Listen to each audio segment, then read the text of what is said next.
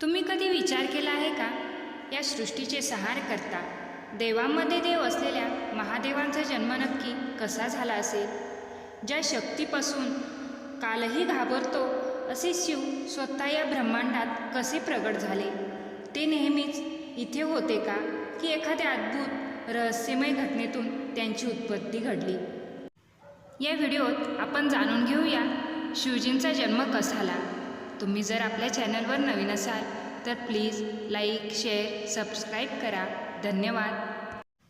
कथा सांगते की समयाच्या आरंभी काहीच नव्हते.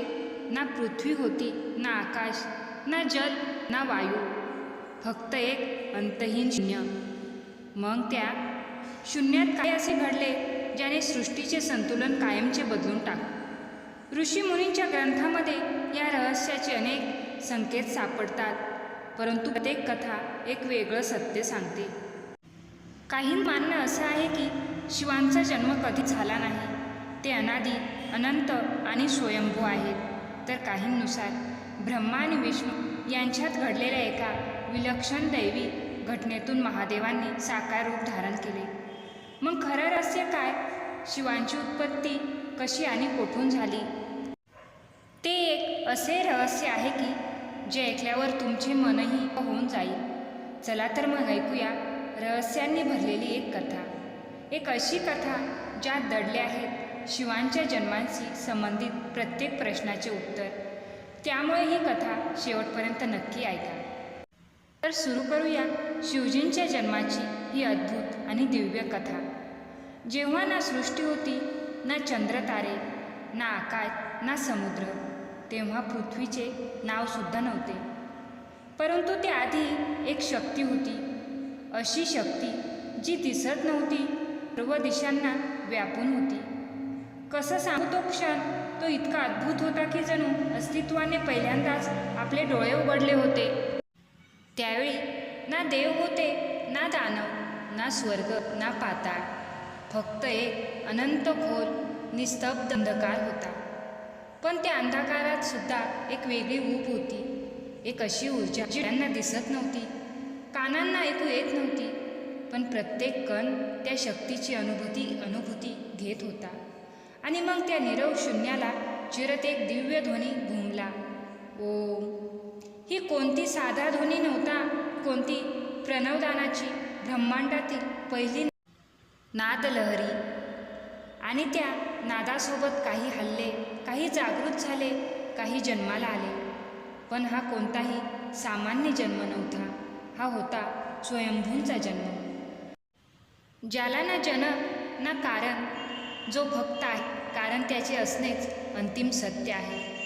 त्या अनंत अंधकारात एक ज्योती चैतन्याची, शिवत्वाची ज्योती. त्या प्रकाशात प्रथमच एक आकृती उमटू लागली, असे रूप जे ना पूर्णपणे मानवी होते, ना पूर्णपणे दिव्य.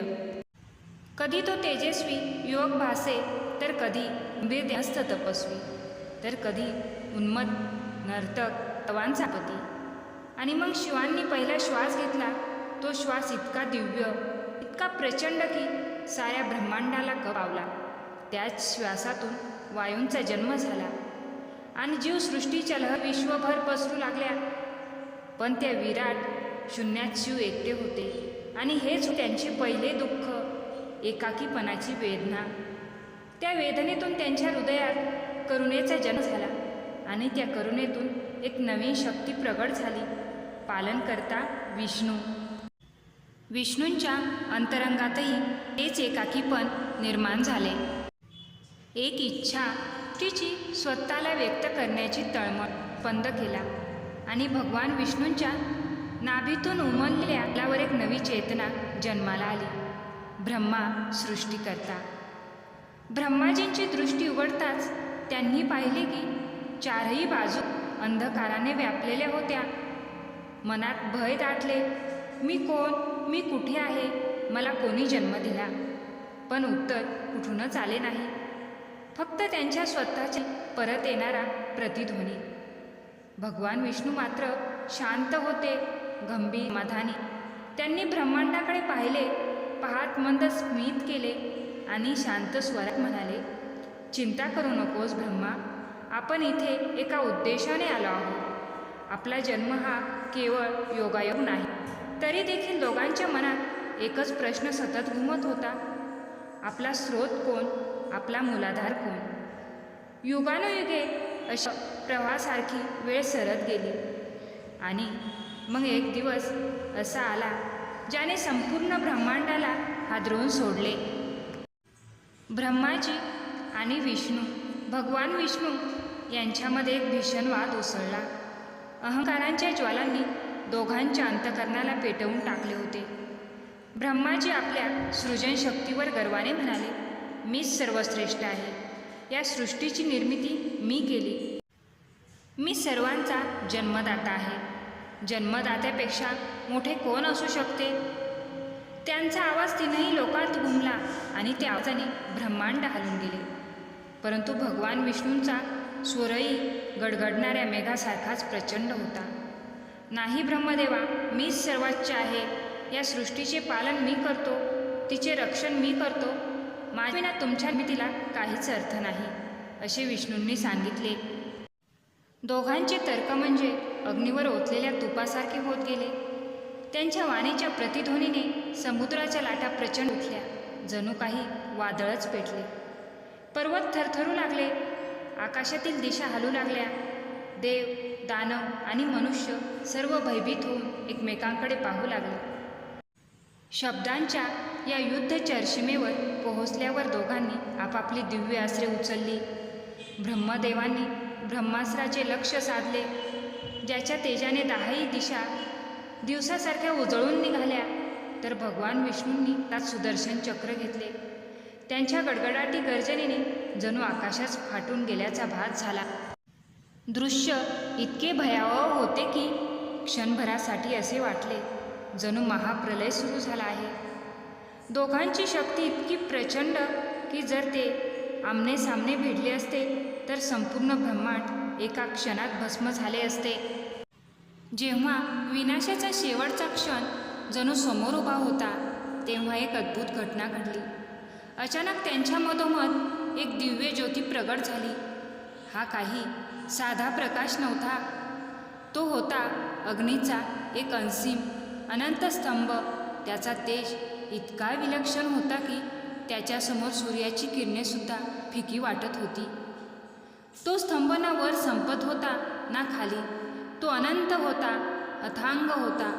जणू संपूर्ण सृष्टीचे रहस्य त्यात दडले होते. हे अद्भुत दृश्य पाहून दोन्ही देवांचा युद्ध प्रसंग थांबला. ते थक्क झाले. त्या अलौकिक ज्योतीकडे पाहताच त्यांच्या मनात खोल जिज्ञासा निर्माण झाली. हा कसा प्रकाश आहे जो आमच्या तेजालाही मागं टाकत आहे?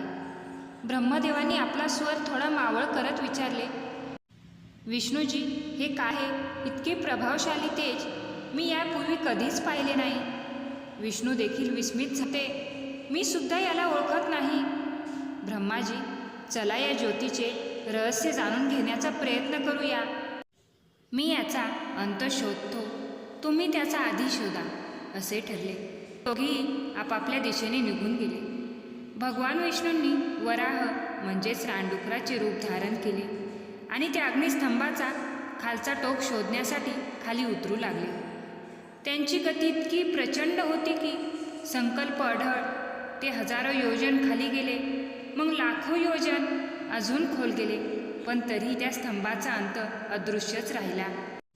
दुसरीकडे ब्रह्मदेवांनी हंसाचे रूप धारण केले आणि पंख पसरून आकाशाकडे उडू लागले. त्यांनी आपली संपूर्ण शक्ती लावली. हजारो योजन वर, मग लाखो योजन आणखी वर, पण स्तंभाचा आरंभ त्यांनाही सापडला नाही. दोघेही हजारो वर्ष आपापल्या प्रवासात भटकत राहिले. हळूहळू त्यांची शक्ती क्षीण होऊ लागली. श्वास जड झाला, पण तो ज्योतिस्तंभ मात्र असीम, अनंत आणि अपरिमितच राहिला. शेवटी थकून भागून ते दोघेही परत त्या ठिकाणी आले जेथून त्यांनी शोधयात्रा आरंभ केला होता. विष्णूंनी कोणताही संकोच न बाळगता मान्य केले, मी हरलो ब्रह्माजी. या ज्योतीचा अंत मला सापडला नाही. ही माझ्या समजण्याच्या पलीकडचे आहे. पण ब्रह्माजींच्या हृदयात अजूनही अहंकार शिल्लक होता. त्यांनी मनातच विचार केला, मीही अपयशी ठरलो, असे मान्य केले तर माझी प्रतिष्ठा कमी होईल. तेव्हाच त्यांच्या नजरेसमोर आकाशातून खाली येत असलेले केतकीचे एक फूल पडले. ते फूल त्या अग्निस्तंभाच्या अत्यंत वरच्या भागातून आले होते आणि याच ब्रह्माजींच्या मनात एक कपटी योजनेची कल्पना आली. ब्रह्माजींनी त्या केतकीच्या फुलाला म्हटले, हे केतकी, तू माझ्यासोबत होती हे सांग. मी या ज्योतिस्तंभाचा आधी पाहिला आहे. भीत भीत केतकीचे फूल शांत राहिले, पण नंतर भीतीने त्याने मान हलवून होकार दिला. तेव्हा ब्रह्माजींनी घमेंडीत विष्णूकडे पाहत सांगितले, विष्णूजी, मी या स्तंभाचा आधी पाहिला आहे आणि केतकीचे हे फूल माझे साक्षी आहे. हे ऐकून विष्णूजींचे हृदय जड झाले. त्यांना नीट कळून चुकले की ब्रह्माजी असत्य बोलत आहे. तरीही ते मौन राहिले. पण सत्य कधी दडपून राहत नाही. अचानक त्या अनंत ज्योतीच्या गर्भातून एक महागर्जना उमटली. जणू हजारो मेघ एकाच वेळी कोसळले असावे तसे वाटले.